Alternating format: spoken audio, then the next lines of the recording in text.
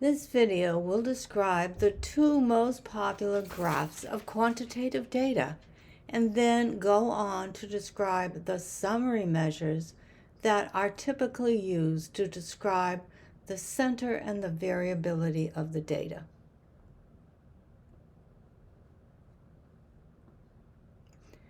The graphs will be histograms and box whiskers plots. To describe the center, there are three popular measures. The mode, which is the least reliable, and what it does is it counts the most frequently occurring data. It's the least reliable because it varies from sample to sample. The median is more reliable. It is the data value that's in the middle. It's the 50th percentile. It's a single number. The mean is the most reliable and more difficult and time-consuming to calculate. It is the average of all the data values. Equally important as where is the center of the data is how spread out the data is. What is the variability in the data? The range is the least reliable measure of variation. It is quite simply the maximum value minus the minimum value. The interquartile range is more interesting. What it does is it takes the difference of the 75th percentile, which we're going to call Q3, and the 25th percentile, which we're going to call Q1. The standard deviation is the most reliable. However, it takes every data value into consideration, and it measures how far is that data value from the sample mean. I think the interquartile range deserves a little more attention. Here's a picture. Here's Q1, the first or lower quartile. It chops off the bottom 25%. It is the 25th percentile. Then right in the middle is the median. The median is the 50th percentile. Half of the data is below the median, half of the data is above the median. It's also called the second quartile. Over here, we have Q3, or the third quartile, or the upper quartile. It is the 75th percentile. Below Q3 is 75% of the data, and above Q3 is 25% of the data. So what the quartiles do, Q1, Q2, and Q3, they break the data into four parts, equal parts, percentage-wise. The lower 25, the middle 25, and the upper 25. The interquartile range talks about the middle of the data, the middle 50%. It is Q3 minus Q1. So interpretation, it is the variability of the middle 50% of the data.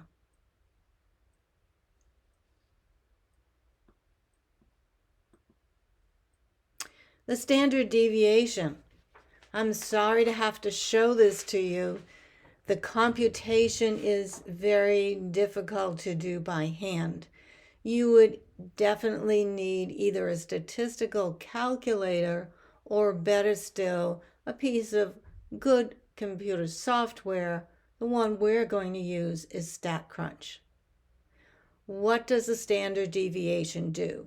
It talks about deviations from the sample mean. How far is the data value from the sample mean? And then we square them because we don't want positive and negative values to cancel each other out. And then we add all those deviations from the mean up.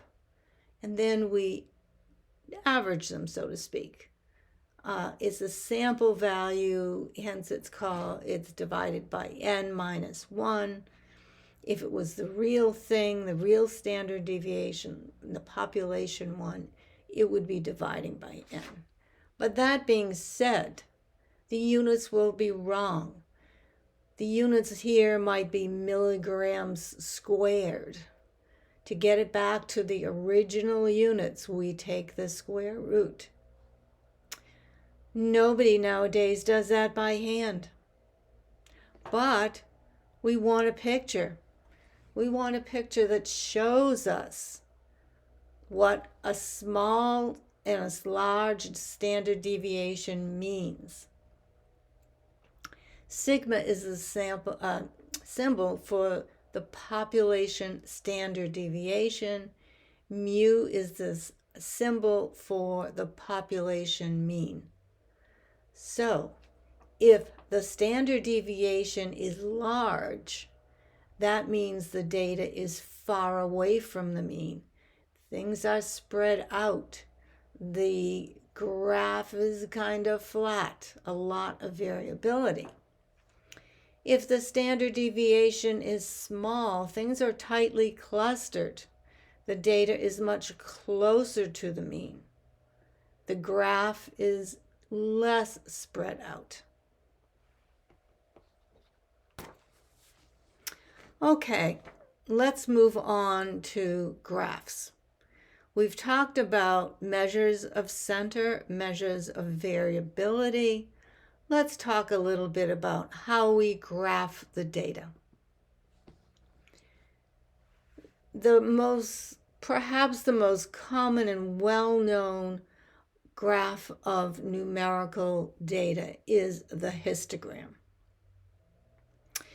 What you do is you order your data from smallest to largest, and you realize your data spans from, these are daily temperatures, from 10 degrees to 60 degrees. And then you make a judgment about how you're going to divide up the data into different or equal frequency classes. All right, so the first class and all of these classes have a length of 10. The thing is, 20 occurs as the boundary on the first and the second class. What are we going to do? There's a convention. If a number is on the boundary, we put it into the subsequent class. So this 20 would go in here. You'll notice one of the things about the histogram is there's no gaps. What does the height of each of these bars represent? It represents the frequency. The first class interval had a frequency of 3. The second class interval had a frequency of 6.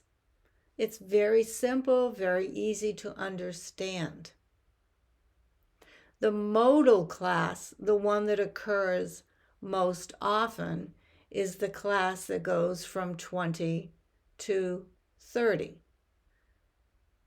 Now, we don't refer to the mode as an interval. We're going to look at the midpoint. We're going to say this histogram is telling me that the mode is approximately 25 degrees. We'll talk a little bit more about shape, a little bit later on. I'll give you a preview. This doesn't look symmetrical to me. There seems to be more data on the right-hand side than on the left-hand side, but we'll talk about symmetry later.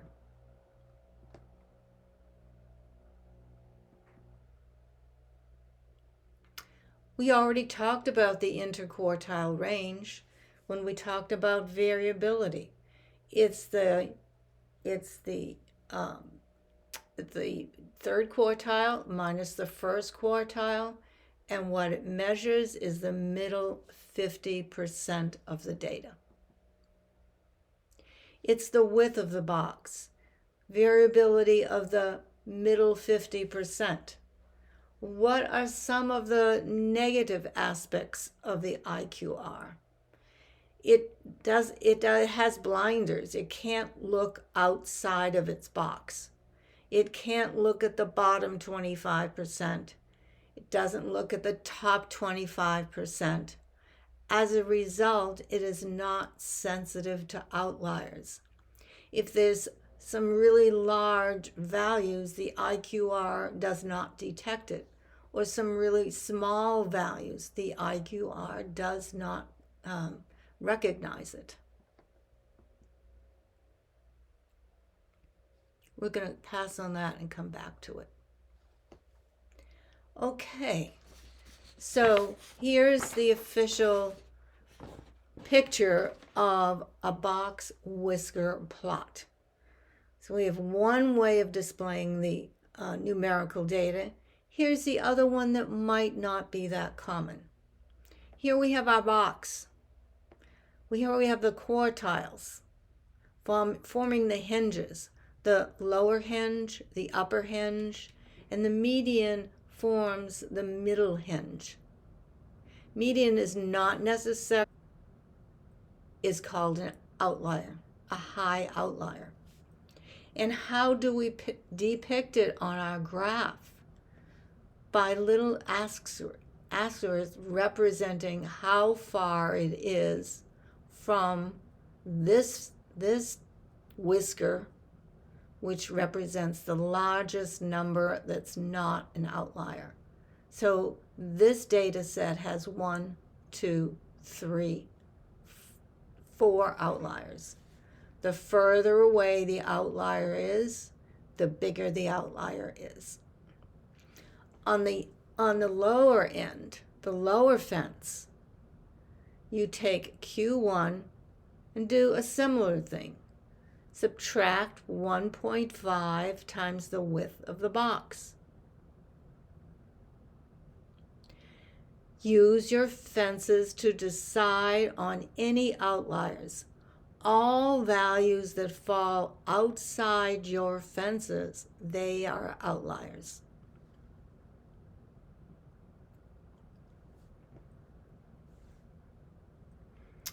Okay, I think I'm going to end here. It does go on. No, maybe not. We can do it here. Skewness. What is skewness? Okay, well, let's look at it before we make some decision. Here's some pictures. This is symmetrical. The right-hand side looks like the left-hand side. If it's symmetrical, it means like if you put a vertical line through the center here at 3, you could fold it and the right-hand side would completely overlap the left-hand side. And in those cases, the mean and median are the same. So it doesn't matter which one you quote. You could quote the mean, and that would be a good representation. You could quote the median, and that would be a good representation. But maybe not if it's skewed. Two kinds of skewness. Skew to the right. The tail goes off to the right. More of the data is on the right-hand side. More of the boxes are on the right-hand side. That's what it looks like in a histogram. What's going to happen? The mean is going to be over here because it's going to be influenced by these larger values. And the median is going to be over here because it's interested in cutting the data 50-50 in terms of area. So this is important. If it is skewed to the right, it does matter. The mean will be bigger than the median. So if you have a data set that is skewed to the right, you're going to prefer the median because the mean is going to be misleading. If it's skewed to the left and a lot of the data is on the left-hand side, the mean will be bigger than the median. That's called a left skew or a negative skew. And the mean again will be misleading because it's influenced by all of these small values. Can you see skewness in a box plot? Yes, you can. A symmetrical box plot, the bar will be right in the middle. The median will be right in the middle. A positive or right skewed, the bar will be over here. A lot of the data will be on this side. It cuts it 50-50, but a lot of the data is over here. Negative skew. A lot of the data is going to be on the left-hand side. Still, I mean, there'll be 50% in the middle, but the median will be over here.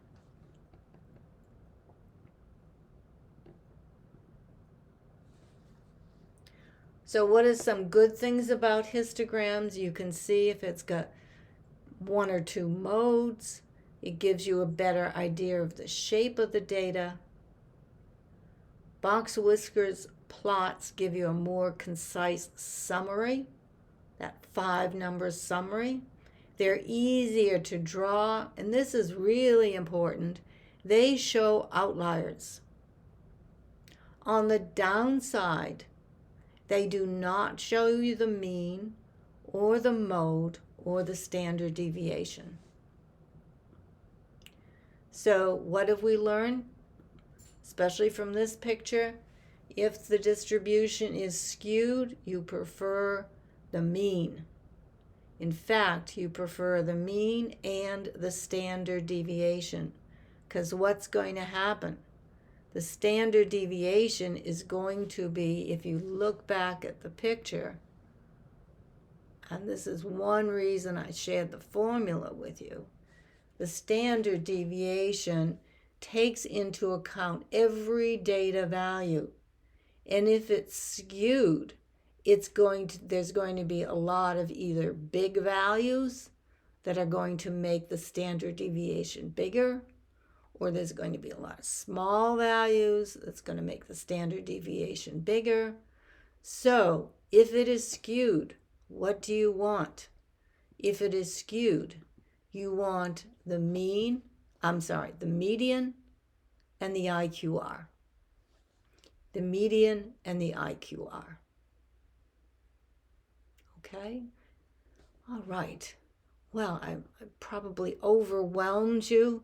I'll try to break this into a couple of parts and have a separate little video on each. But that's the big summary of numerical data.